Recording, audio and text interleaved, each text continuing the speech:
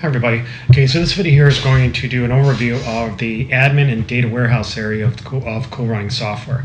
In the data warehouse area, you can kind of access some additional tables, you can adjust some of your drop-down lists, along with some other items.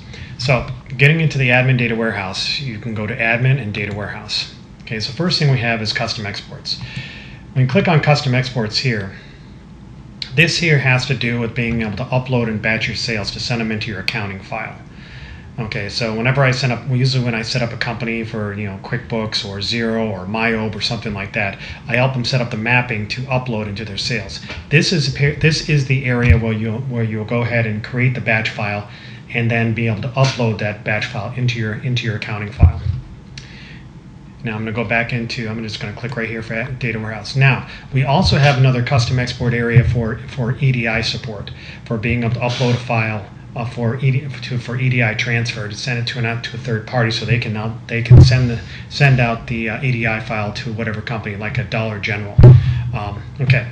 Now we also have this export data warehouse tables. This one here is actually a very helpful tool to be able to export some tables and a lot of specific information about your customer list. Now we have reports that you can export a customer list, but this one right here can help you actually put it into a nice Excel spreadsheet and see a very detailed list of your customer list along with other tables inside Cool Running software. So I'm just going to click on Export Database Tables. And you can obviously do customer lists and products and so on and so forth. But I'm going to go to Operations. And I'll just pick Vehicles. That one there is nice and simple. So I'll generate that file. Now you can see right here it creates a zip file. Now you can go and open up the file, but I can just double click on it. And here's my vehicle list. Now what's nice about this vehicle list right here, it's in a text format, but I can go ahead and open up Excel.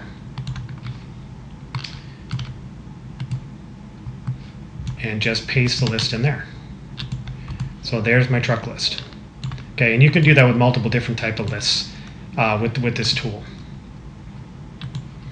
Okay, so I'm going to return here. This time I'll go to Admin and Data Warehouse and Customer Categories. Now the Customer Categories is a way of being able to identify what type of stops that this certain customer might do. Okay, so if I was to go ahead and add a new category, you can see here there's lots of different categories in here because this is kind of like my test database. But you can add any type of category to categorize your customers and have reporting to tell you how much sales you're doing for each one of those customers. See, like construction sites, special events, resale, wholesale, so on and so forth. So once you go ahead and add this in the list right here, you can go into the specific customer and click on them, and you can go into the customer properties and add that category. So it'll be right in this drop-down list. We'll go back into Data Warehouse. Now we have delivery zones. Kind of works the same way. When I set up customers, when I set up new clients, I ask them to kind of separate their customers into some type of delivery areas or zones. And that way there, that makes routing a little bit easier, because as customers come in, the zoning helps customers fall into those respective zones. So here you can see there's lots of different zones here, but if I was to add a new zone into this record here, I can go into my customer list, click on one of my stops, and go to their delivery, and you can see right there, there's the delivery zones. Data Warehouse, Export Groups. Now export groups is a way, and there's a lot of them in this list here, but export groups is basically being able to separate your customers into different export batches to be able to upload into your accounting file. So if you're a company that has multiple locations and each one is doing their own bookkeeping, but they're all uploading into the same accounting file, then each one of those customers can be set in their own separate export group.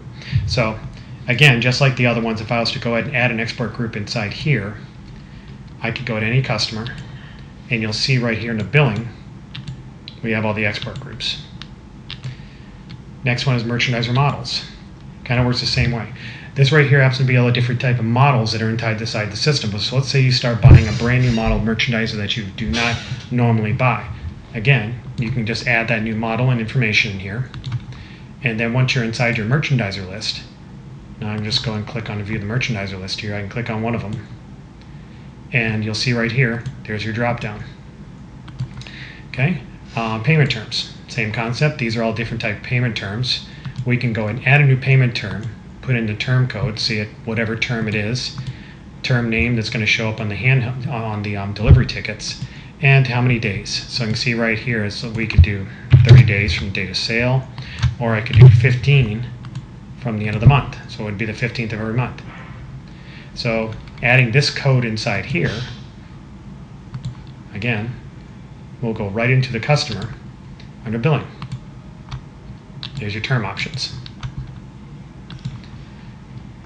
Sales tax areas. Now, if most states make it that you have to charge the sales tax of the respective jurisdiction you're delivering to. See here, there's a lot inside this list here. So with Cool Running, we can go ahead and help you identify all those, help you put in all those different sales tax jurisdictions, put in its set rate, and even put in some breakdowns of that rate, and help it with the mapping into your accounting file. Okay, once you go ahead and add these into the list, again, we can go into a customer, click on one of them, and under billing, you can assign the respective sales tax group or area that they're part of. Going back into my data warehouse again, surcharges and discounts. Now surcharges and discounts is automatically applied every time you make a bill to a customer. Okay, and then you can make multiple different types of surcharges, and there's several different surcharge types that we have in our system.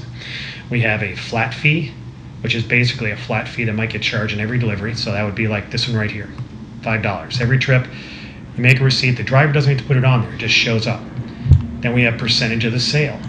So we could do right here is just showing this one right here is showing a 5% Amex credit card fee. And then finally we have one that's called, which is my favorite, is the minimum pre-tax sale, which I like to call the gap surcharge. So I'm going to go ahead and add, I'll click on add one right here. And here's your options. Now, the pre-tax surcharge makes it so, let's say you have a customer out there that has to charge you need at least $50 on a delivery. Well, if the delivery comes up short, then the gap surcharge takes over. So let's say they only bought $45 worth of product. There would be an automatic $5 gap surcharge to make it $50. Okay, so it's a pretty cool item. And there'll be other videos to discuss these more, but this is just an overview of the data warehouse. And if you happen to go ahead and add that one in, right here under pricing, you can assign whatever surcharges you want to automatically show up on the driver's tickets.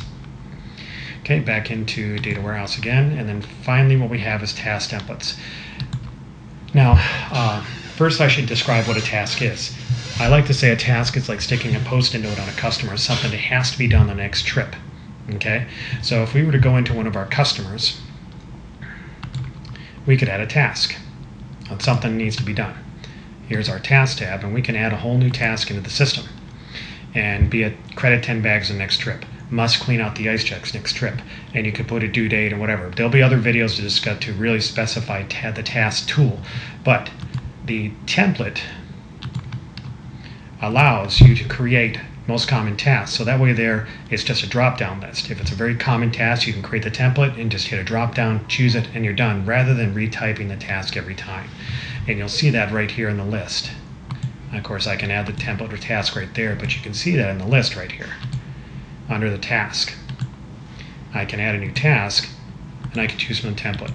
There they are. Okay, so that is the admin data warehouse overview. There's going to be other videos that are going to get into more specifics on some of these areas, specifically like sales taxes, surcharges, how the task tool works, so on and so forth.